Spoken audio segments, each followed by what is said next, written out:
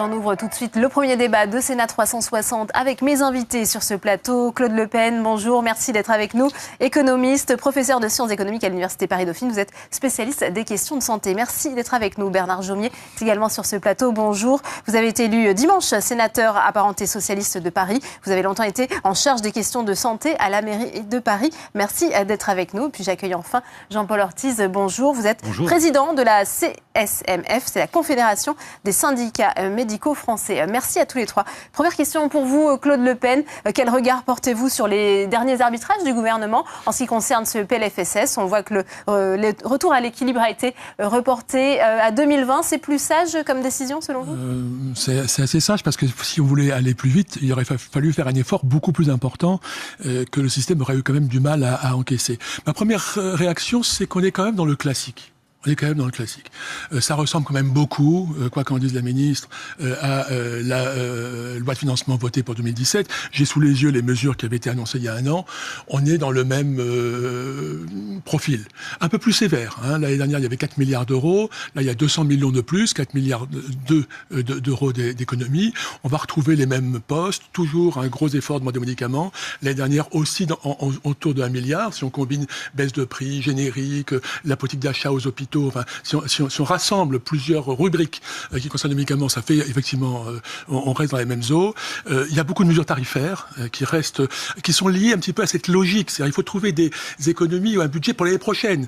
Si on restructure le système, si on change tout, si on met en place des politiques de restructuration fortes, on aura des bénéfices. Même la prévention, qui est le chouchou de la ministre, et je m'en félicite, la prévention c'est formidable, mais ça ne donne des effets qu'à 2, 3, 4, 5 ans, c'est l'avenir.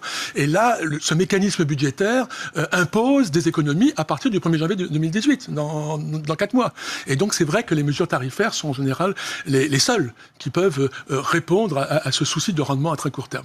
Alors je sais que le gouvernement réfléchit en tout cas à l'idée, disons, d'allonger un petit peu et de passer à des lois de programmation un peu plus longues. Celle-là ne s'inscrit pas dans cette logique. Il est plutôt, encore une fois, de nature traditionnelle.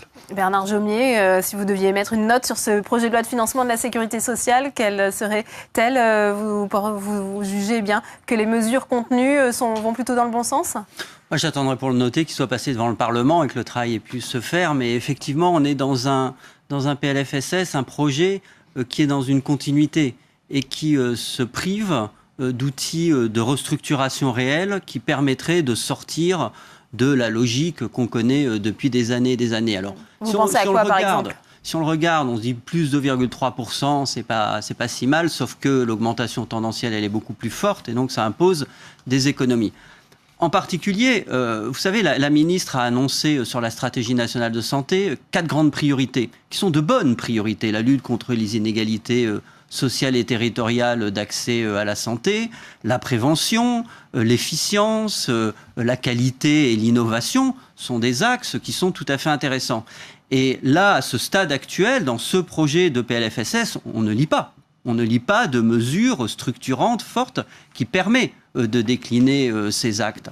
De même, sur la question de l'hôpital, en fait, c'est une recette très classique qui est utilisée. On monte le forfait hospitalier pour donner un peu d'oxygène aux hôpitaux.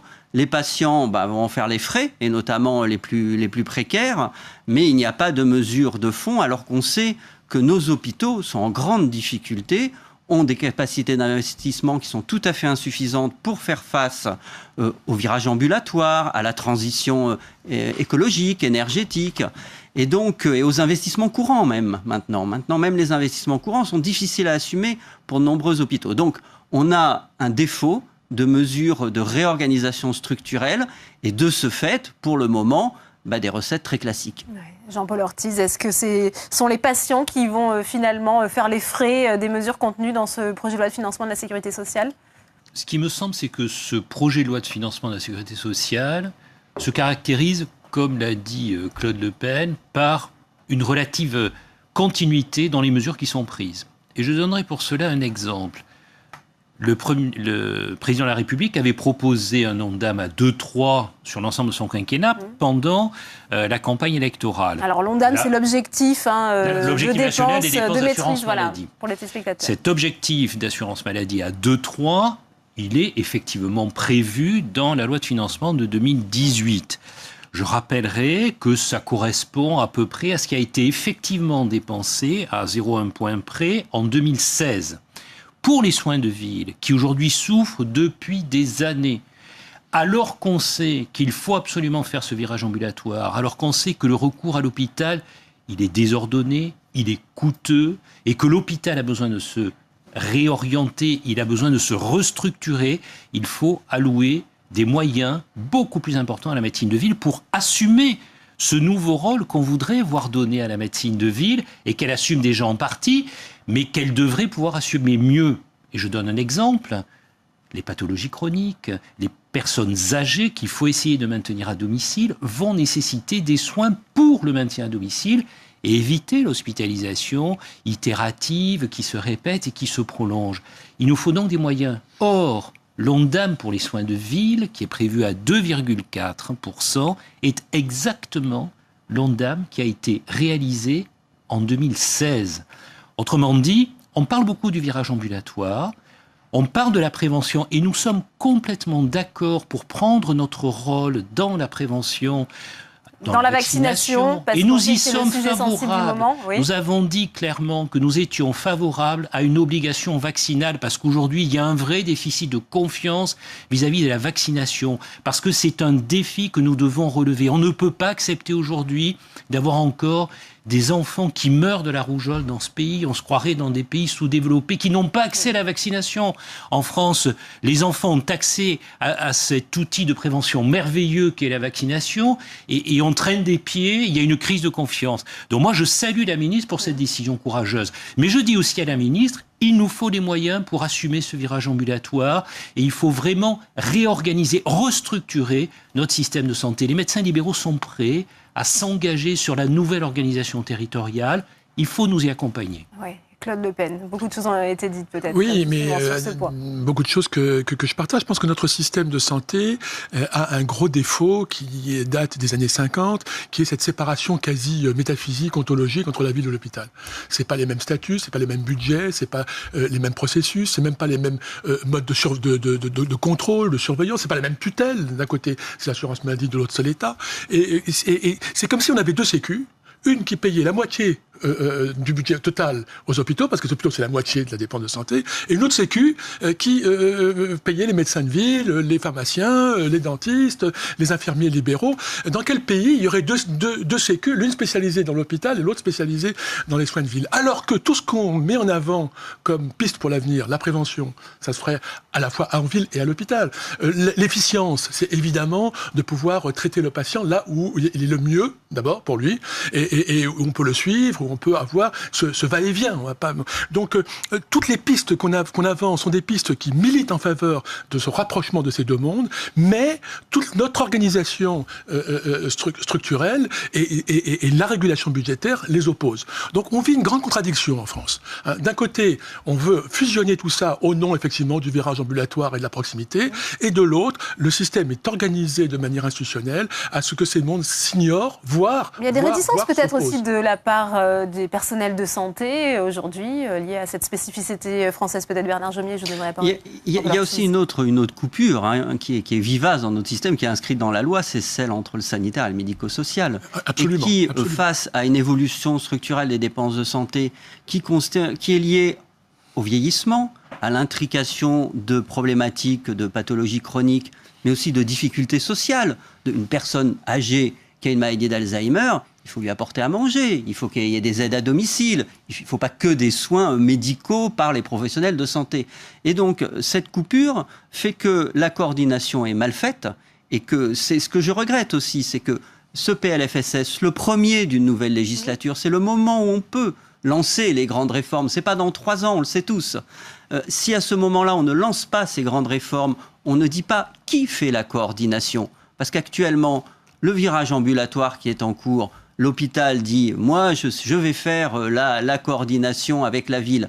La ville dit « non, c'est moi qui vais faire ». Souvent, on pense qu'il y a une vision trop centrée sur les chiffres, trop centrée sur cet objectif de réduire le trou de la sécurité sociale. Alors, l'approche purement comptable, moi, on ne peut pas la partager. On ne peut pas dire toujours oui, on ne dépense pas assez et en même temps, il faut avoir une approche qualitative. On ne sortira pas de la discussion sur les chiffres si on ne restructure pas, si on ne réforme pas profondément l'organisation des soins, en respectant chacun dans ce qu'il apporte à notre système de santé. Mais encore une fois, d'où viennent les blocages? Pourquoi on n'y arrive pas, peut-être, Jean-Paul Ortiz? Je partage complètement ce que vous venez de dire dans votre dernière partie d'intervention. Parce que nous sommes dans une contradiction entre la nécessité de réorganiser notre système de santé, à l'hôpital bien sûr, et tout le monde est d'accord pour dire qu'il faut réorganiser l'hôpital pour qu'il soit plus performant, qu'il soit vraiment la structure de recours, éviter que pour tout et n'importe quoi on aille aux urgences par exemple.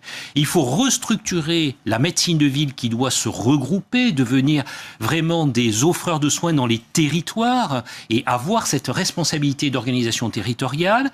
Et dans le même temps, nous devons réorienter notre système de santé vers la prévention. Or, on sait bien que les moyens qu'on met aujourd'hui dans la prévention n'auront un impact sur les dépenses de santé qu'à moyen, voire long terme.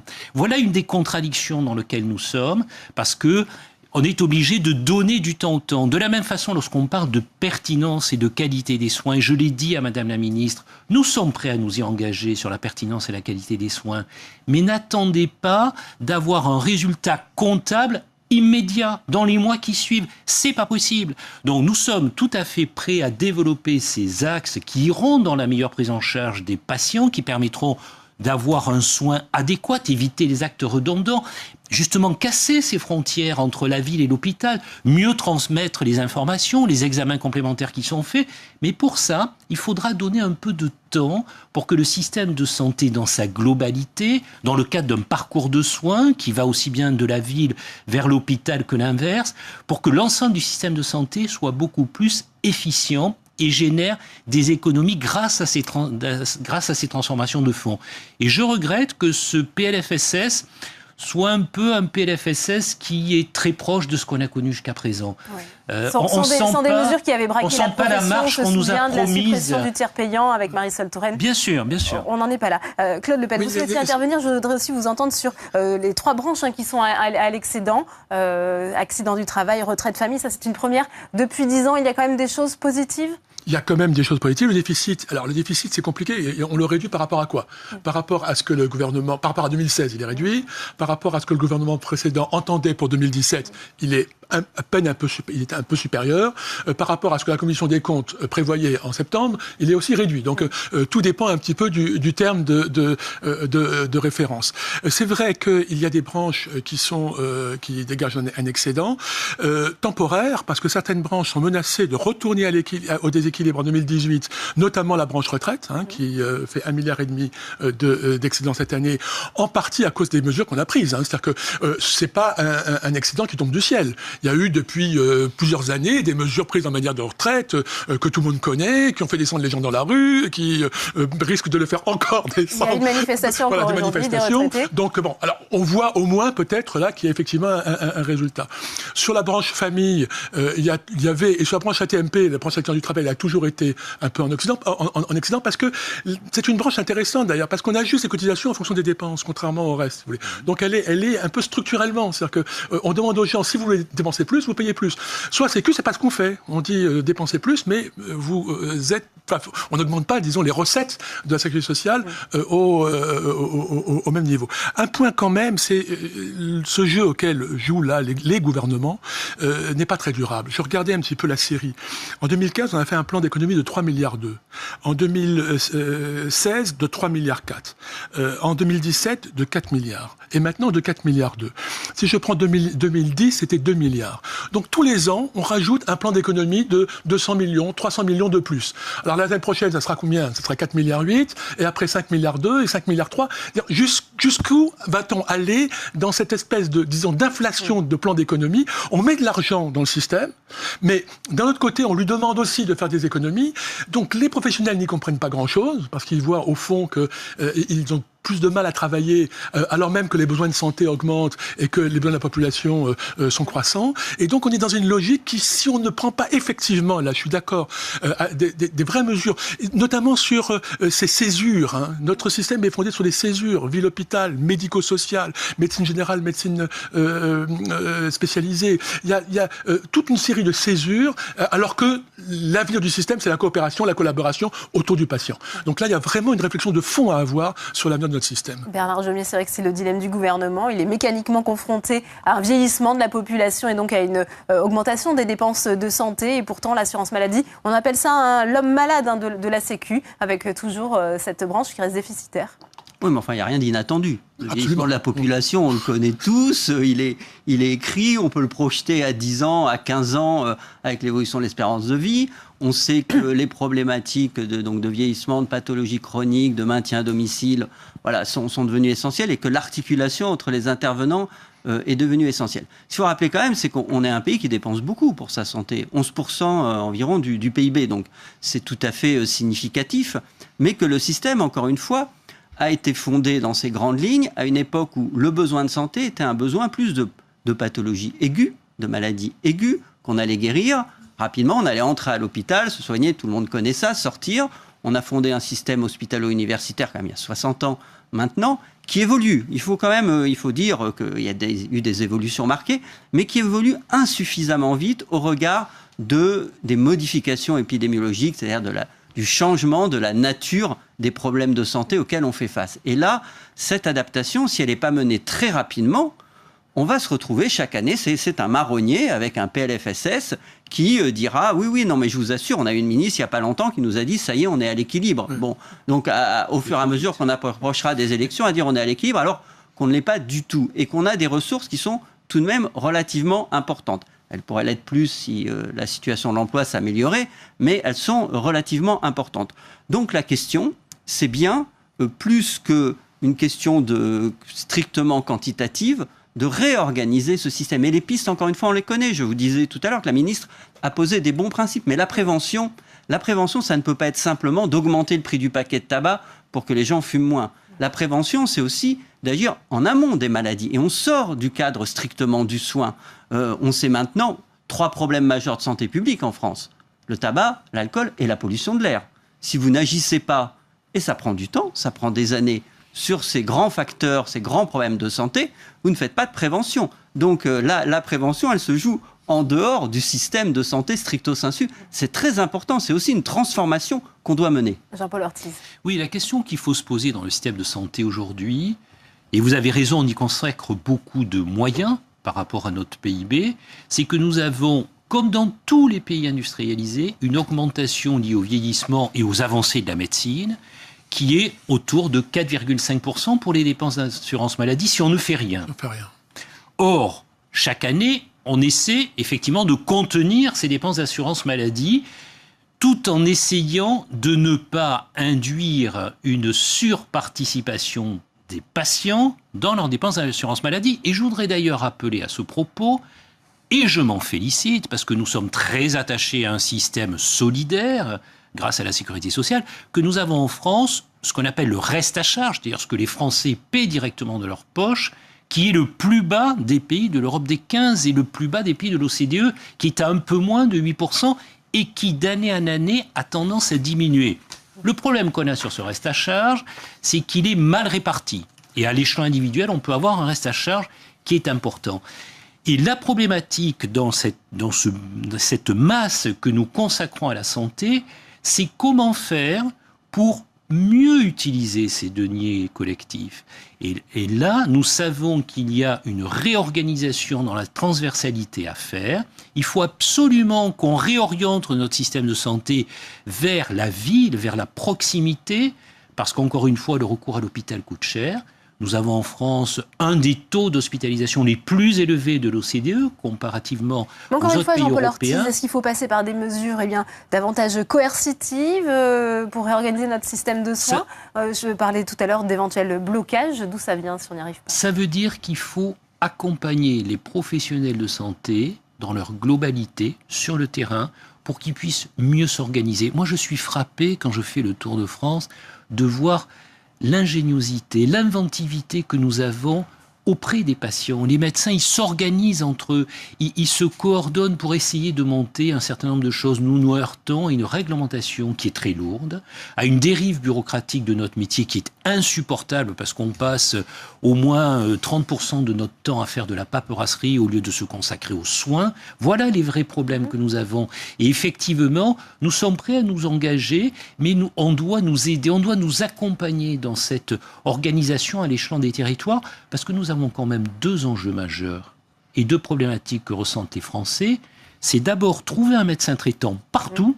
Alors on parle des déserts médicaux, moi j'aime pas parler des déserts médicaux parce qu'en général ce sont des déserts tout court, mais effectivement les médecins ont cette responsabilité territoriale de permettre à tout le monde d'accéder à un médecin traitant.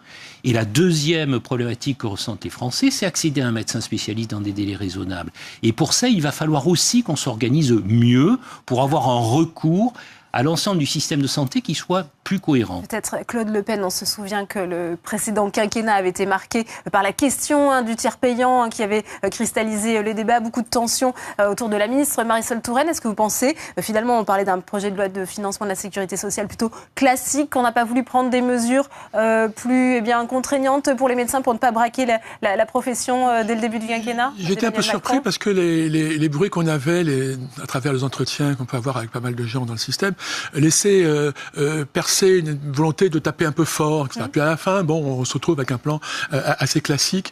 Donc je pense qu'il y a dû avoir des débats internes à l'équipe gouvernementale pour finalement ne pas aller jusque, disons, un effort qui aurait été de 1 milliard de plus. On parlait de 5 milliards à un moment d'effort. On parlait d'ONDAM à moins de 2%. Donc il y a eu certainement des arbitrages qui ont conclu qu'il fallait plutôt apaiser les choses. Je crois que le quinquennat précédent a créé une tension entre les professionnels de santé et l'État sans précédent. Les relations ont toujours été compliquées entre les professionnels de santé et la sphère publique. Ça n'a jamais été, disons, un long fleuve tranquille pour plein de raisons historiques, etc. Notamment en France, peut-être plus que dans d'autres pays anglo-saxons. Mais c'est vrai que cette histoire de tiers payant, au-delà même de la technique, si vous voulez, du fait que les gens, parce qu'après tout, le tiers payant, il existe à l'hôpital, il existe en pharmacie, il existe dans beaucoup de choses. Ce qui a heurté les professionnels de santé, c'est d'abord de se sentir un peu méprisés. C'est-à-dire qu'on décidait ça un petit peu en dehors d'eux. C'est ensuite de leur transférer une charge administrative. Ils considèrent qu'ils ne sont pas médecins pour faire de la paperasserie. Jean-Paul vient et puis, de dire au fond, on ne croit plus à la médecine libérale. On ne croit plus voilà. Donc, cette médecine libérale sera une médecine encadrée, salariée, etc. Donc, c'est plus, si vous voulez, sous l'angle... donc, les leçons ont été retenues du passé. Plus que sur l'angle purement technique du tiers payant qui, je crois, que les Français veulent. Et encore une fois, c'est assez logique. En pharmacie, ils l'ont. Ils pourraient aussi bien l'avoir chez un médecin. C'est un petit peu cet environnement, disons, politique, et c'est peut-être ces erreurs de communication qui ont un peu crispé le débat. Que le gouvernement actuel veulent que les choses retombent, je le comprends. Cela étant, il ne faut pas que ça devienne de l'immobilisme. Il ne faut pas que, sous couvert, disons, de calmer les tensions, on ne fasse que reproduire un petit peu cette logique budgétaire à court terme dont on parlait il y a un instant. Eh bien, merci Claude Le Pen. Merci à vous Bernard Jomier. Merci Jean-Paul Ortiz.